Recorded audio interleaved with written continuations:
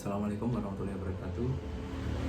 Perkenalkan Kak, saya Joni Arsandi dari Fakultas Ekonomi Prodi Manajemen UIN Malang.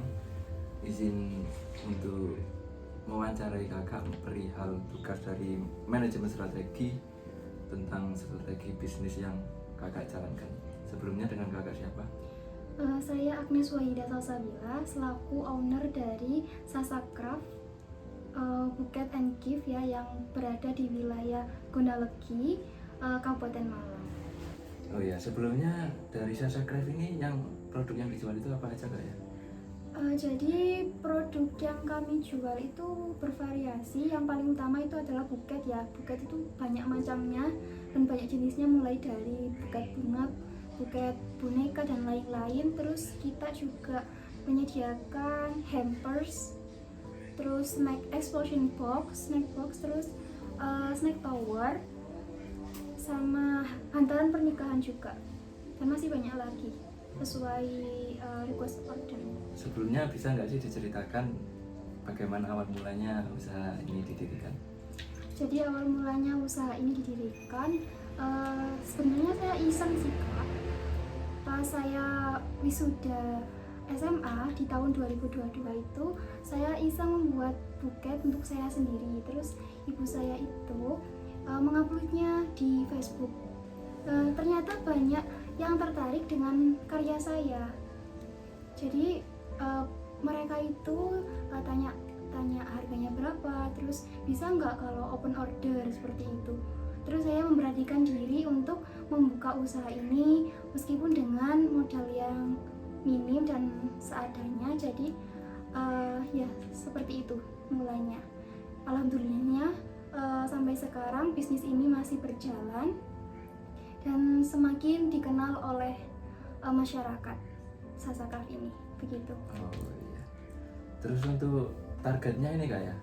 Bisnis ini target pasarnya siapa?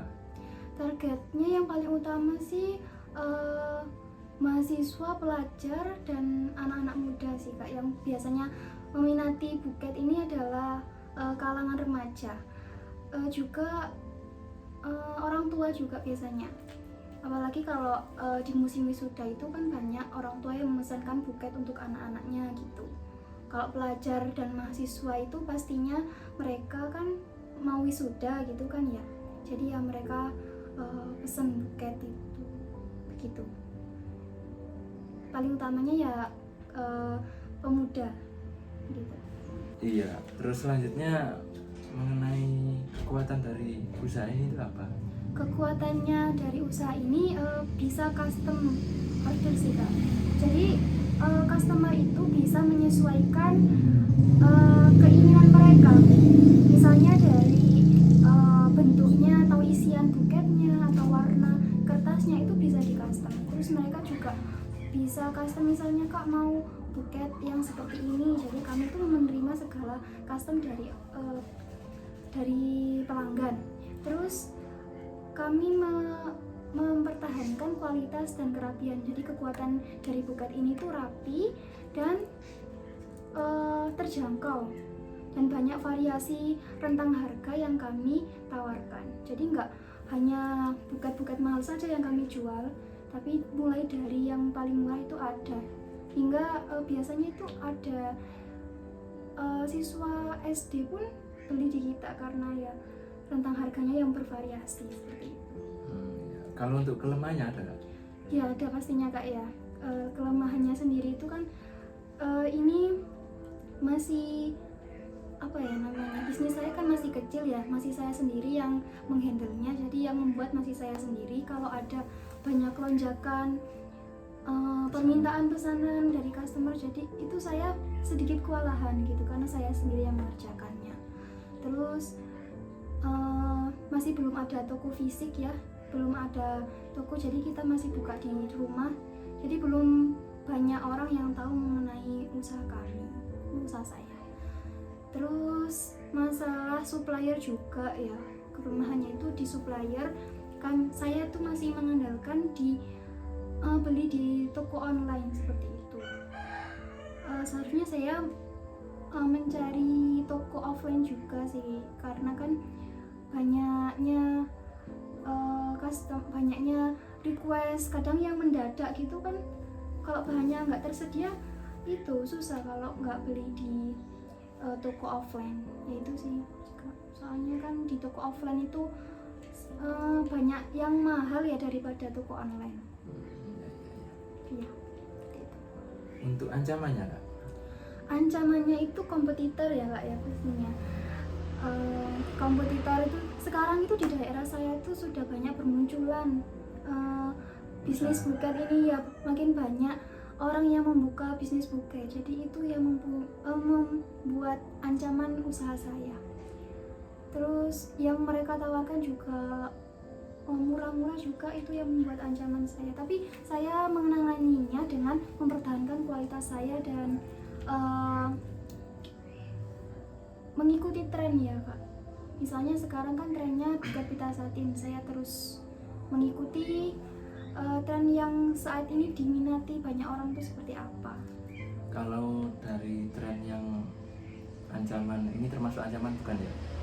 Tentang larangan wisuda. Iya itu juga Kak. Jadi sekarang kan juga bulan-bulan wisuda ya. Nah banyak sekali yang dari SMA itu dilarang wisuda. Nah itu sedikit menurunkan profit saya.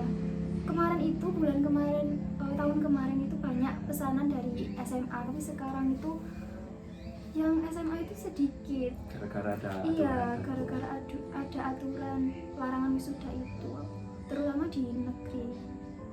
Jadi ya menurunkan profit saya. Itu juga tantangan juga. Terus untuk peluangnya kira-kira apa ya?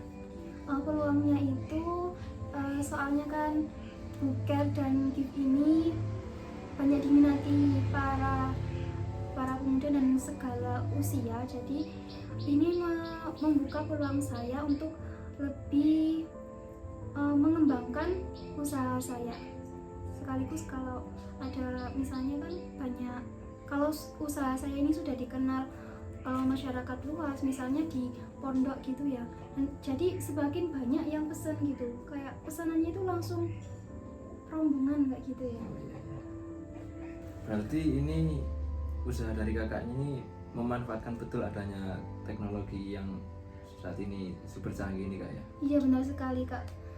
Saya memanfaatkan media sosial yang seperti saya bilang tadi, karena kan media sosial itu banyak digunakan oleh semua orang ya. Jadi ini sangat berpeluang tinggi untuk di bisnis saya ini. Juga saya menggunakan aplikasi pengedit gitu ya Kak, buat desain katalog, sama untuk saya share di media sosial saya seperti itu. Ini untuk pemasarannya itu gimana? Jadi untuk pemasarannya itu saya menggunakan paling utama itu media sosial, menggunakan Instagram, WhatsApp ya, sama Facebook. Yang peluangnya paling besar itu ada di Facebook sih Kak. Soalnya di Facebook itu kan bisa menjangkau banyak orang gitu ya, nggak terbatas. Kalau di WA kan terbatas ya, ada kontaknya siapa gitu ya. Kalau di Facebook itu kita bisa share ke grup-grup gitu yang banyak orangnya gitu. Jadi yang mau mencari buket, ini yang paling utama sih di situ. Untuk ini Kak, inovasi yang pernah dilakukan untuk menjawab kebutuhan konsumen itu seperti apa? Inovasi yang saya lakukan itu mengikuti tren ya Kak ya. Kan biasanya itu bermacam-macam ya buket itu ya. Ada buket kopi, buket skincare, buket apapun itu. Jadi kami itu melakukan inovasi terbaru gitu. Jadi buket itu nggak hanya bunga saja, kita bisa menyediakan buket kopi, buket snack, buket dan lain-lain gitu. Selanjutnya ini Kak, untuk mengenai strategi bisnisnya, strategi apa sih yang kakak gunakan untuk bersaing dengan kompetitor-kompetitor yang ada? Yang paling utama itu strategi yang saya gunakan mempertahankan kualitas dari bisnis saya. Misalnya saya mempertahankan kerapian buket ya, karena kan banyak yang bisnis buket lain itu hanya menyediakan barang itu yang murah tapi kualitasnya itu ya boleh dibilang biasa saja gitu dan kurang rapi. Jadi kami itu mempertahankan kerapian buketnya itu agar customer itu puas dengan hasil yang kami buat. Selain itu dengan harga yang harganya yang terjangkau juga ya, karena kan bisnis saya ini ada di pedesaan juga, bukan di kota, jadi ya kami memberikan harga yang terjangkau juga. Untuk pelayanannya juga ya kami mengutamakan pelayanan yang ramah sehingga masyarakat atau sehingga customer yang order ke kita itu nyaman untuk bertanya-tanya, konsultasi, keinginan mereka itu seperti apa gitu.